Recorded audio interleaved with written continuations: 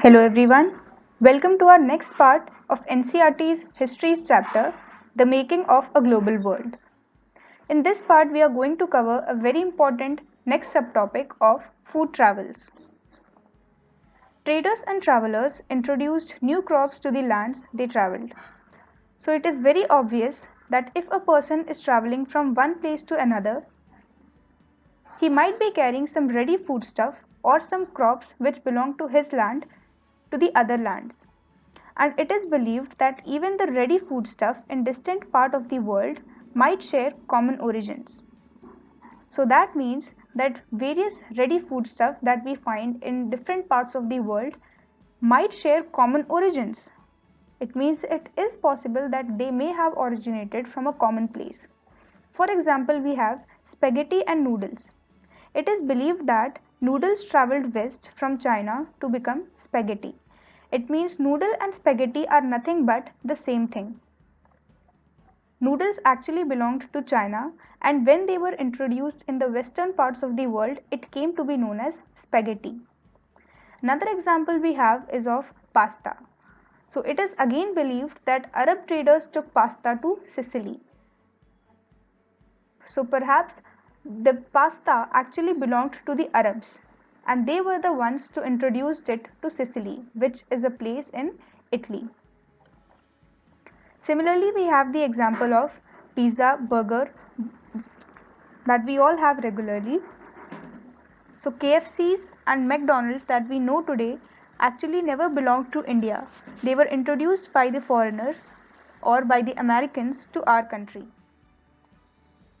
So many of our common foods such as potatoes, soya, groundnuts, maize, tomatoes, chilies, sweet potatoes, etc.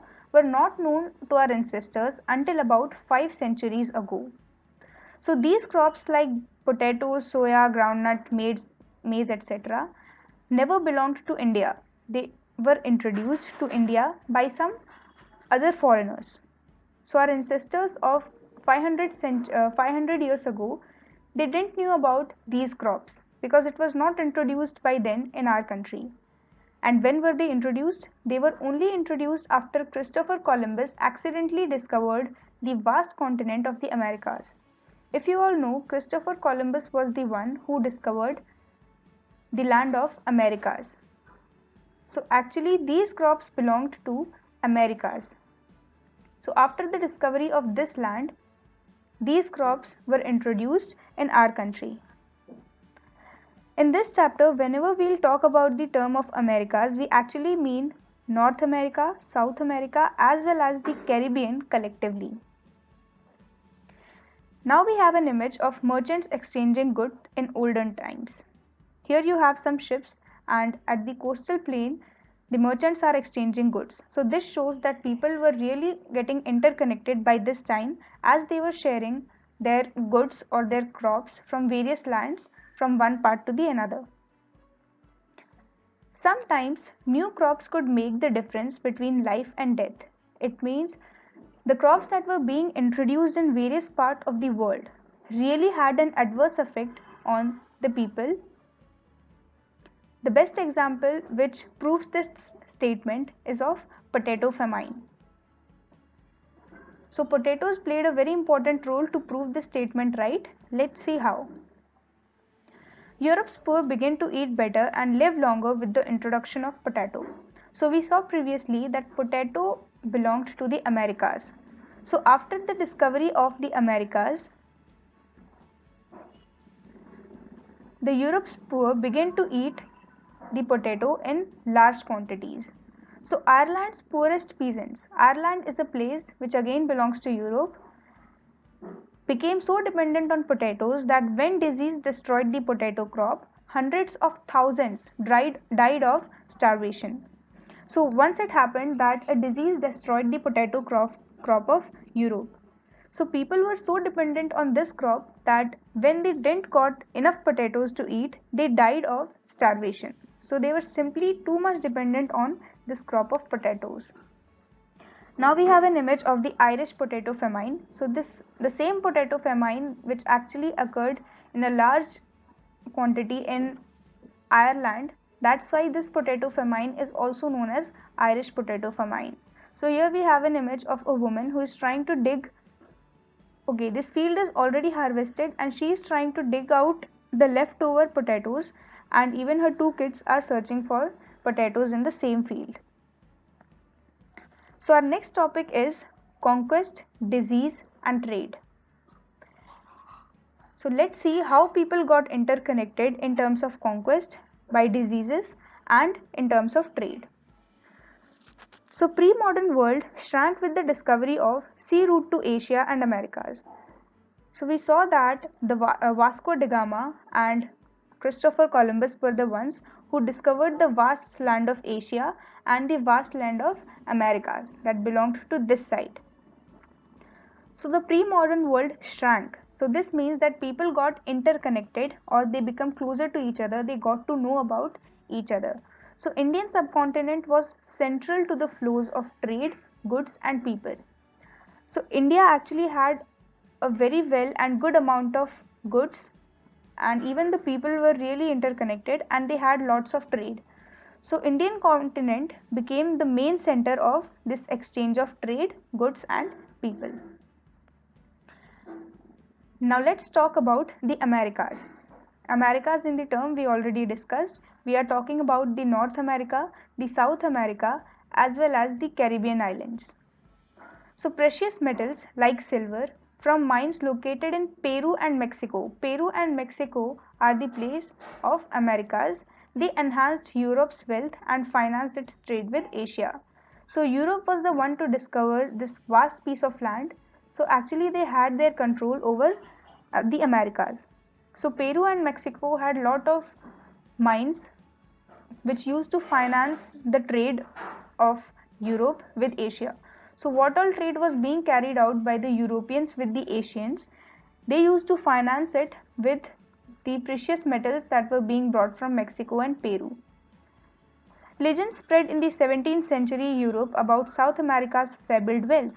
So people started to believe that America was really very rich. They had lots of wealth with them. So it was actually fabled. It was nothing as such that America is very rich. Though the resources were in good quantity, but we cannot actually call it very wealthy or something. So America's fabled wealth became very famous among the Europeans.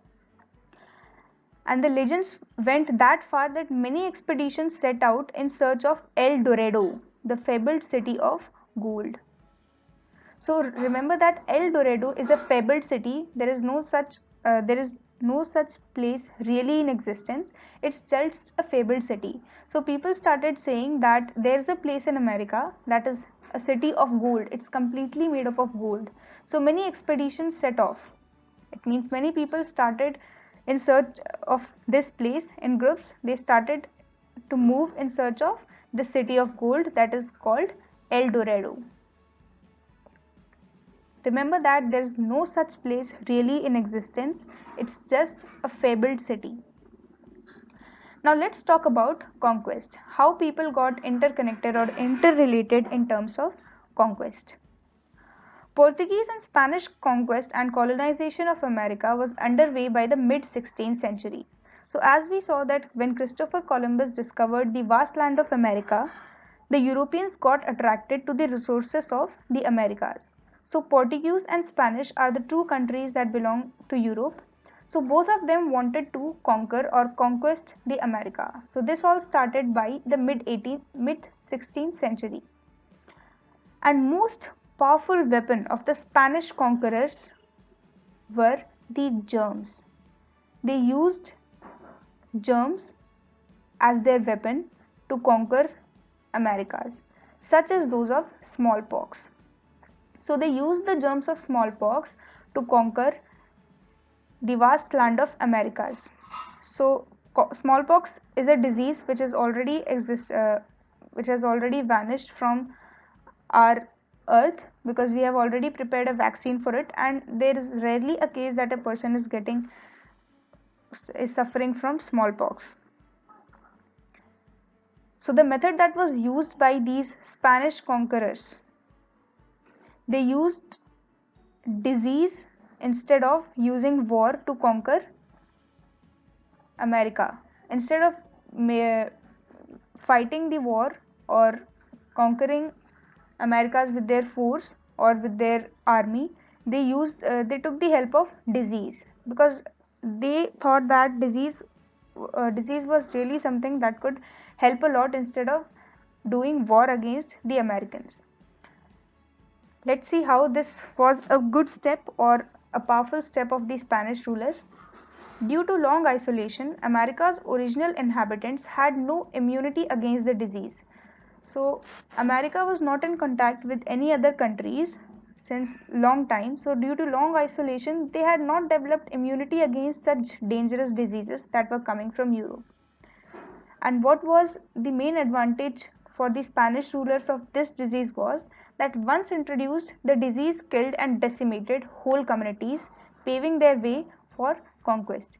It means conquest became far easier, because once introduced, when this disease was introduced only once, it could decimate the whole communities at a time. Poverty and hunger. So this is the term that is being used in terms of Europe. Here we are talking about Europe. What were the conditions of Europe at the same time? Cities were crowded, deadly diseases were widespread. So Europe was undergoing a very poor condition at this time. Cities were already very crowded and deadly diseases were widespread. Religious conflicts were common. People used to fight, or they had conflicts in terms of religions, and religious dissenters were persecuted.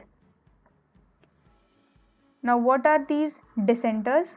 Dissenters are the ones who refuse to accept the established beliefs and practices. So, if any person refuses to accept the belief or practices of the religion, were persecuted or they were punished. So, thousands therefore fled Europe for Americas. Now, as the condition of Europe was not very good, people were suffering a lot in this Europe. They traveled to the Americas in search of maybe job or some better job opportunities, or a better life.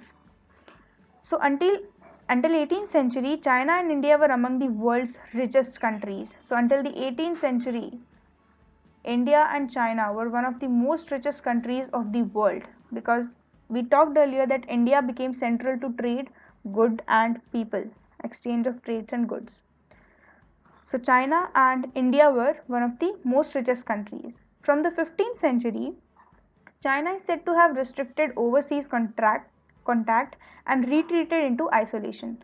So from the 15th century, China started to isolate itself, or it got separated from the trade or getting interconnected from people.